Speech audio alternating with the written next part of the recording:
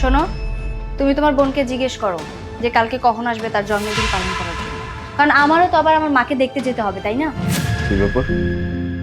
তুমি আমার বোনের ব্যাপারে এত রুডলি কথা বলতেছো কেন? কি আশ্চর্য, আমি কি এমন বলেছি তোমার বোনের ব্যাপারে? না, তুমি তো কখনো ওর ব্যাপারে এমন ভাবে কথা বলো না। আজকে হঠাৎ করে এইভাবে কথা বলতেছো। কোনো সমস্যা থাকলে তুমি সেটা আমাকে বলো। বাই দ্য ওয়ে, আমি মেসেজ পাইছি, ব্যাংক থেকে একটা মেসেজ আসছে তুমি এফডি ভাঙছো। এফডি ভাঙার কি কারণ আমি কিছু বুঝলাম না।